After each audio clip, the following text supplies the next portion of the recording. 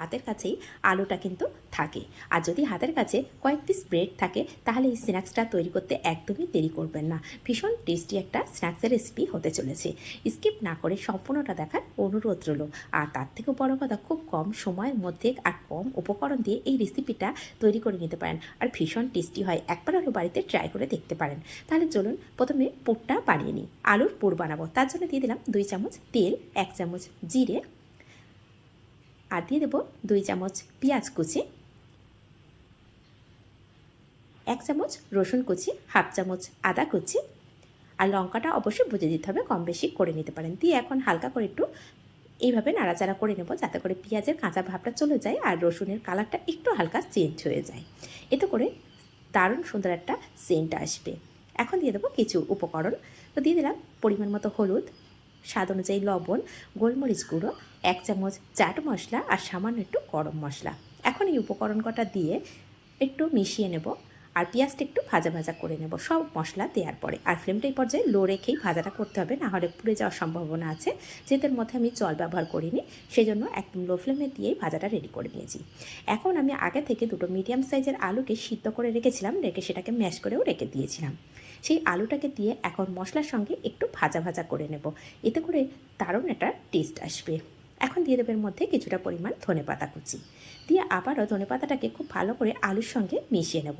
এটা চাইলে আপনারা কাঁচা পেঁয়াজ দিয়েও রেডি করে নিতে পারেন, যে মশলাগুলো দিয়েছি আলুর সঙ্গেও দিতে পারেন। তো আমার মনে হয় সেটাও ভালো লাগে, কিন্তু এটা বেশি ভালো রেজাল্ট দেবে। এটা খেতে ভীষণ টেস্ট লাগে, আর এই ভাজা করার জন্য দারুণ সুন্দর একটা ফ্লেভারও আসে। সেই জন্য চেষ্টা করবেন এইভাবে বানানোর জন্য, এটা কিন্তু ভীষণ টেস্টি হয়। আর এইভাবে পুরটা আমি লো টু মিডিয়াম ফ্লেমে ভালো করে ভাজা করে নিয়েছি। এখন ফ্লেমটাকে অফ করে দেবো, দিয়ে এটাকে ঠান্ডা করে নেব। আর এদিকে নিয়েছি ব্রেড ক্রাম্বস, আর এখানে একটা পাত্র নিয়ে নিয়েছি, তার মধ্যে দিয়ে দেব পরিমাণ মতো ময়দা। আপনি যতটা পরিমাণে তৈরি করতে চাচ্ছেন ঠিক ততটা পরিমাণে ময়দা নিতে হবে। তো এখানে আমি অল্প পরিমাণেই এখন বানাবো, সেই জন্য আমি 3 থেকে 4 চামচ ময়দা ব্যবহার করেছি। আর এর মধ্যে সামান্য একটু লবণ দিয়ে অল্প অল্প করে জল দিয়ে দেব, দিয়ে একটা ব্যাটার রেডি করে নেব। আর ব্যাটারটা খুব বেশি পাতলা করব না, আবার খুব বেশি ঘন করব না, মিডিয়াম রেখেই ব্যাটারটা রেডি করে নেব। তো ব্যাটারটা দেখুন কতটা পাতলা বা ঘন হয়েছে, এভাবে রেডি করা হয়ে গেছে। আর ব্রেড ক্রাম্বসটা আমি বাড়িতেই তৈরি করেছি। তো এগুলো সাইড করে রেখে এখন আমি ব্রেডটাকে নিয়ে নেব। তো এখানে 3 পিস ব্রেড নিয়ে নিয়েছি, নিয়ে যে আলুর পুরটা রেডি করে রেখেছিলাম না, সেটাকে সম্পূর্ণ ঠান্ডা করেও নিয়েছি। এখন পরিমাণ মতো পুর দিয়ে নিতে হবে এই ব্রেডের উপরে। আর পুরটা একটু বেশি পরিমাণে দিলে না খেতে ভীষণ টেস্ট হয়। চেষ্টা করবেন পুর একটু বেশি করে দেওয়ার জন্য, এতে করে ভীষণ টেস্ট হয়। আর পুরটা যখন ভাজা হয়েছে, এটা কিন্তু একটা টেস্টি রেসিপি হয়েই গেছে অলরেডি। আর ব্রেডটা দেওয়ার পরে আরও সুন্দর হয়ে গেল। তো একবার হলো এভাবে বাড়িতে বানিয়ে দেখতে পারেন। আর এটাকে আমি মাঝ বরাবর, যেহেতু ব্রেডটা একটু বড় সাইজের ছিল, এখানে আমি 3 পিস করেছি। এখানে কিন্তু এটা 4 পিসও করা যায়, তো আমি খুব সরু সরু করছি না। এটা চাইলে আপনারা একদম সরু সরু করতে পারেন, সেক্ষেত্রে একটা ব্রেডকে 4 পিস করতে পারেন। তো দেখুন একটু বড় সাইজের ব্রেড ছিল, একটা ভেঙে গেল আমার হাত থেকে। তো পরেরগুলো ঠিক একইভাবেই আমি কেটে নিচ্ছি। তা প্রত্যেকটাই আমি 3 পিস করেছি, করে এখন এগুলোকে সাইড করে রেখে দেব। আর এই পুরটার জন্যে কিন্তু এই রেসিপিটা ভীষণ টেস্টি হয়, সেই জন্য পুরটা একটু চেষ্টা করতে হবে টেস্টি করেই বানানোর জন্য। পুরটা যদি টেস্ট হয় না, এই রেসিপিটা সম্পূর্ণটাই ভীষণ টেস্ট হবে। তো এখন এখান থেকে একটা ব্রেড নিয়ে নিলাম, নিয়ে যে ব্যাটারটা রেডি করে রেখেছিলাম না, এই ব্যাটারের মধ্যে ভালো করে ডুবিয়ে দেব। তো ভালো করে ডুবিয়ে নেওয়ার পরে আমি এখানে যে ব্রেড ক্রাম্বসটা রেখেছিলাম, আর একটা হাত দিয়ে ব্রেড ক্রাম্বসটা খুব ভালো করে লাগিয়ে নেব। আর এইগুলো রেডি করতে করতে আমি অলরেডি গ্যাসের উপরে একটা কড়াও বসিয়ে দিয়েছি, তার মধ্যে পরিমাণ মতো তেল দিয়ে দিয়েছি।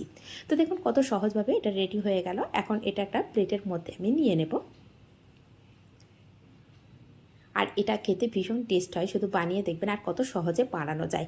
বাড়িতে এখন সবার কম বেশি ব্রেডটা থাকে, বাড়িতে যদি বাচ্চা থাকে অবশ্যই তো থাকবে। আর এই কটা দেখুন সব কিছু ঘরোয়া উপকরণ দিয়ে। আর ব্রেড ক্রাম্বসটাও আমি কিছুটা ব্রেড সামান্য মিক্সি জারে দিয়ে গুঁড়ো করে নিয়েছি।